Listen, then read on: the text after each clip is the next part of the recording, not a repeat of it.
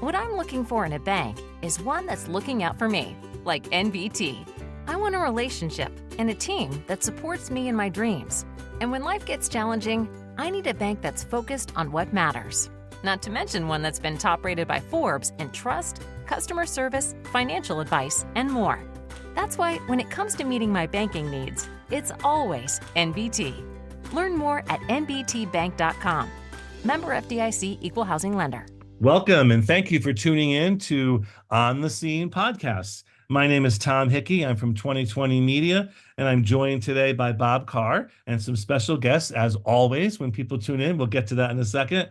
But before we even start, none of this would be possible without our sponsors. So we need to acknowledge and give thanks to NBT Bank for their continued support and generosity. This is now, Bob, the second year that they've sponsored the podcast. So thank you to Andreas in corporate and Victor at the branch and everybody in between who has made this possible for us. We appreciate it. On the Scene podcast reaches the audience of about 250,000. It is a combination of the Jewish Ledger, West Hartford Magazine, and weha.com viewership, which is wonderful. And it is live 24/7, 365, any way that you prefer to tune in to your podcasts. So again, thank you to NBT Bank, and say hello to Bob Carr as we start today's podcast. Thanks, Tom. So Tom Hickey, along with myself, Kosik Bakati, and Ronnie Newton, is a founder and owner of weha.com. Tom brings to West Hartford the Connecticut Jewish Ledger, West Hartford Magazine, which is West Hartford's original lifestyle magazine. I'll make that point. Various tastes of West Hartford, the best of West Hartford, which will be celebrating its 10th anniversary this fall, and other fun events throughout the year. Our podcast is assembled and posted by the Modern Observer Group of Middletown, Connecticut. And today our guests are Laura Sheehan and Jeffrey Sheehan, two separate Sheehans. Laura Sheehan and Jeffrey Sheehan. Hi, Bob. Hi, Tom. Hello. So first off, you're here with Capital Classics, and Capital Classics has put on a Shakespeare Festival at the University of St. Joseph's for how many years? Well, we've been in existence since 1991, started in Bushdell Park in Hartford, and have been at St. Joe's for a good 20 years now. Wow. Beautiful. Yep. Doing Shakespeare under the stars, outdoors on that beautiful campus, which is an Olmsted Brothers design campus, and with an indoor venue for rain. So the show goes on. Well, rain and heat now that the last few summers have added that to our inclement weather policy. So I have a question for you. This struck me. I was traveling this past April for the month, and we were traveling through Alabama. There was a little street shut down, and we went to dinner, came back out, and on that street were folks doing a reading, Shakespeare reading from I don't know what play, but I could tell it was Shakespeare by the language they were using. So why is it so many Shakespeare companies or performances are outside? Well, it adds to, I think, the grandiosity of what Shakespeare is, and being in the elements, it takes us back to being in that open air theater in the Globe. And there just seems to be something more natural and earthy that just feels good. I always say it's the camping of theater. You could go to a nice resort, you can go to a nice theater, or you can do it on the ground level and be earthy. So it's become popular because I think it's a fun summer event, and being outdoors where you can eat and drink is part of the experience, much like the Groundlings in Shakespeare's day. But it has caught on across America, and there are so many Shakespeare festivals, and I'm proud to say that we are Connecticut's longest running one. So anything you want to add to that, Geoff, about being out sure. Frisco? Yes. I mean, he's one of the few playwrights that we have so much material from that was written to be performed in an outdoor exterior venue and method. So he wrote characters that were large enough for that. He wrote action that's large enough for that. He wrote language that describes the environment, describes the time of day, describes the action that's going on. because he knew he didn't have a lot of sets and technological components to use to help shape the world of the play and tell the story. So it really translates to the simplicity of outdoor venues in which you don't have a fly system, you don't have lights, you don't have control really of the environment because it's outside. He didn't have much control either because there was no roof. They did some traveling as well. And so they were playing in town centers, especially during plague years. They were out and about. So it was written for that kind of large energy, large size, large passion, characters, stories, and action. And it translates well to the outdoors of today. And I think it's popular because it's such a fun experience for the audience. Oh, absolutely. I mean, I've been to several of the plays, several performances in West Hartford at St. Joseph's, and I do recognize the joy of sitting outside, and I've never had to go inside, which is definitely great. And seeing the shows. And actually, then what you were just saying, Geoff, was that I've seen a couple of Shakespeare performances at Rep Theater, and they're all in a very sparse stage set. Right. And that makes sense now why that would be the case. So very, very, very, very cool. So as far as Capitol Classics, this year you have two different, you're staging two different shows or two different plays. Can you discuss that a little bit? Well, it's an expanded festival schedule for us. It's the first time in many years that we've done two shows. And it's because of the audience growth, honestly. Ever since the pandemic, we lost that summer. And when we came back, people just seemed to have been hungry for it. And we've had growing audience.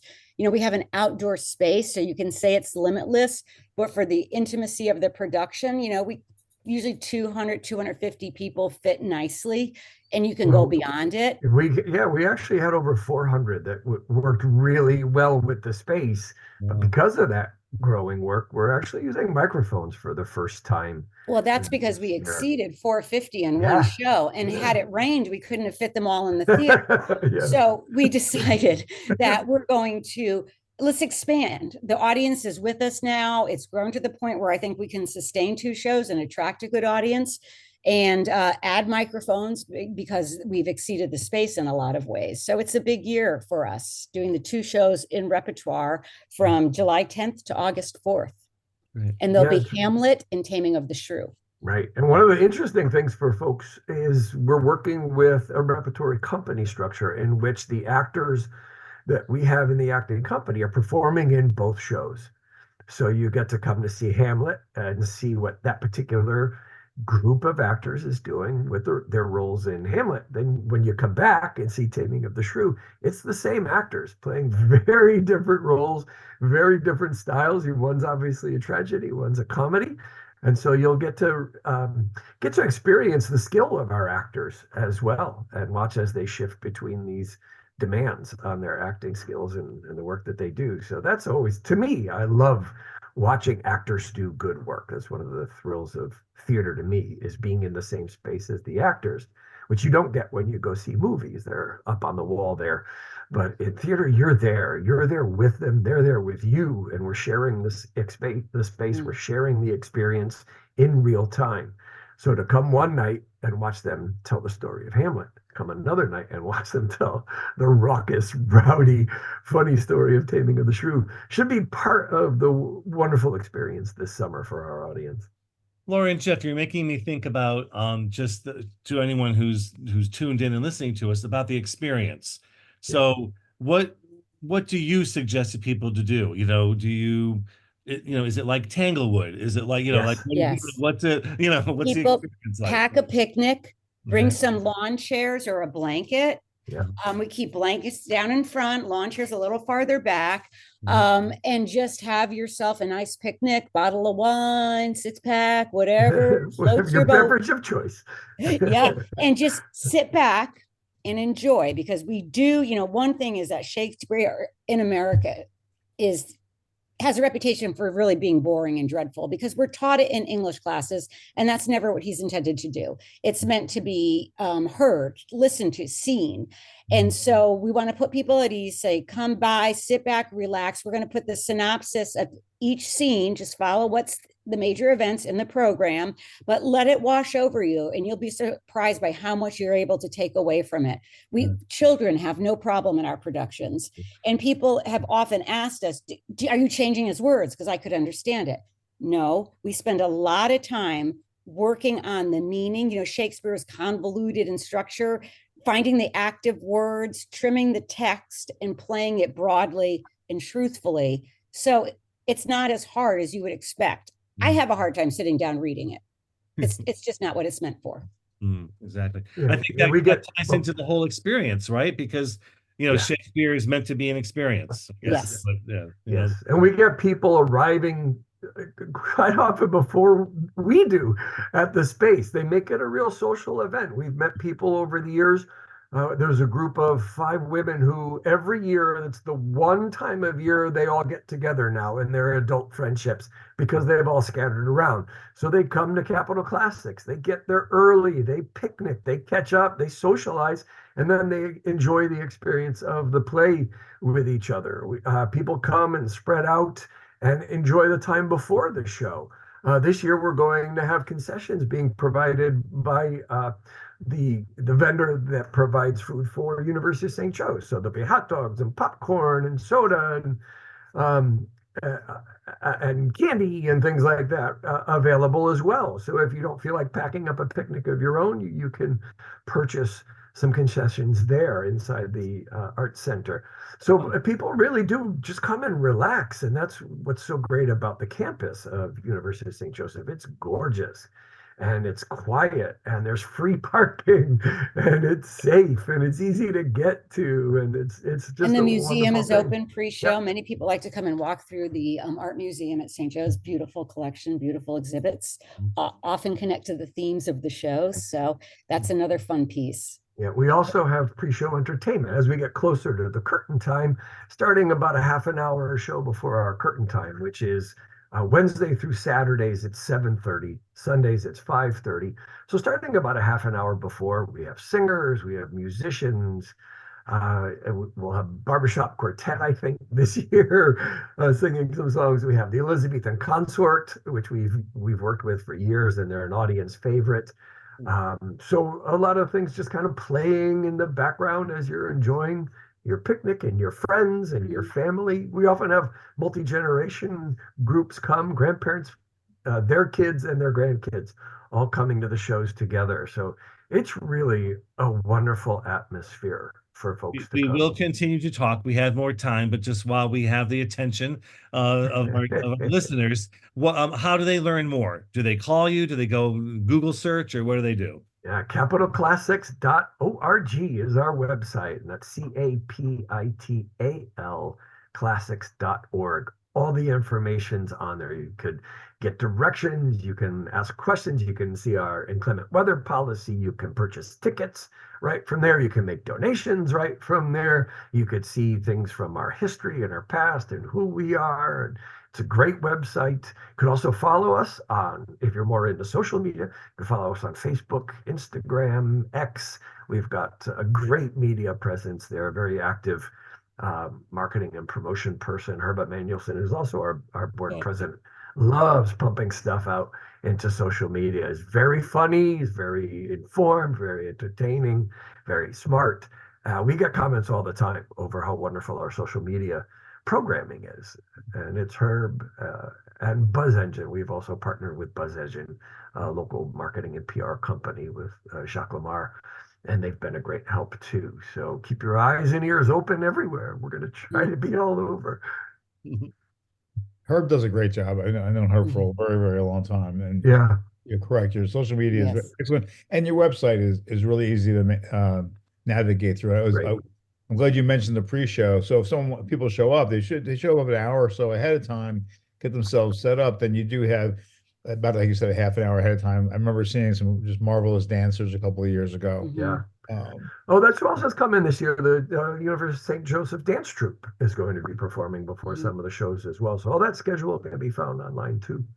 How do you guys choose? First of all, so Copeland, how did you guys get to, or each individually, how did you come to appreciate Shakespeare? Because Laura mentioned is exactly why I hated Shakespeare for decades. My wife is a big fan and always has been. So that's the kind of reason we would ever go. But since I've gone to your performances, I've become to appreciate them much more. So to your point, but how did you each come to an appreciation of Shakespeare? Well, as a theater person, I always grew up, knew I wanted to act on stage and do stage work. And I just thought, I have to love Shakespeare. And I remember pretending I loved Shakespeare and then having inklings of where I'd see something that would get to me, or I'd get a moment of it. But what really happened to me is the last 34 years of digging deep and becoming a practitioner of Shakespeare, not a scholar, but a practitioner, of somebody who can bring it to life. And we really do a lot of first folio work, which is, has the original punctuation, which gives you a lot of clues as actors. It's much like a musical score. But when you say publish Shakespeare, it's all stripped out and the editors have put in modern punctuation. So we go back to first folio. And that's something we learned over time of how it was done in his day, and just applying our acting techniques and skills and instincts to something so big and playing for truth. It's gotten to me where his words are in my head all the time over the years. But I can't even, I'm not such a scholar, I can't even tell you what it's from. Sometimes I have to ask Geoff, what part did I play? Was this my line? Because it all merges together. But it's become something I not just love to do, but I appreciate, and I understand the magnitude of Shakespeare now. And I wish it was taught differently in our culture. Mm. Yeah, it's a similar process to me, in that I've always loved rowdy, sexy, passionate, violent, powerful theater. But I never saw that that's what Shakespeare was until I had a good teacher. And this was a teacher after college. I had gone through high school and college with this very similar experiences as to most folks. We're handed this text and we're said, read it. And it's a foreign language at that time. Nobody teaches us how to read it, how to get the information out. I put together a package even for our actors and for my students as well. It's called Shakespeare Devices and How to Use Them. And it's what are the things in the writing that always throws us off, but they're in there for a reason. And once we know what those devices are and how to use them, those are keys that unlock Shakespeare for us, not walls that keep us from understanding and appreciating him. So once I was given those keys and then became a more effective practitioner of him as well, I started to see this sexy, passionate, rowdy, violent, funny playwright and characters, and he puts us in situations that are so deeply human. I have not found a playwright yet that could really capture the extent and depth of our humanity over the course of time in a single phrase, which is why he's the second most author quoted in our world, only behind the Bible. And there's rumors that he was one of the authors of the St. James Bible too. So who knows? He might get credit for some of that because he does capture who we are so well. And as actors performing him, his language is very physical. He even teaches us in Hamlet, suit the action to the words to the action. And so speaking his language is an action in itself. So when we finally have those keys and we can be there with him in his storytelling, to me, there's no more fun playwright to perform, except some of those other rowdy, sexy, bloody, passionate writers, like Malcolm. And I do feel like we have a secret approach that's not secret. It was known in his day. And I wish we could share it. And that's one of the things, share it more. I really do value the work we do with the actors that come to us. They're all professionally trained or students in serious acting programs intending for this to be their life's work. And so we all come together and we're able to share this and cultivate it with them. And they're all Connecticut actors too. We really try to keep Connecticut's talent in Connecticut for the summer instead of going out and doing summer stock elsewhere. So that's one of our commitments, is to raise the bar and the talent pool in Connecticut and let that be known. But sharing this with them and seeing that light go off in these actors' eyes that, okay, now we understand it. And they go on to do Shakespeare other places and on their own. And it's really a wonderful thing to see ripple out. Mm-hmm. Beautiful. It's amazing how often we've been told, "Oh, now I thought I understood Shakespeare before, but now I really understand Shakespeare."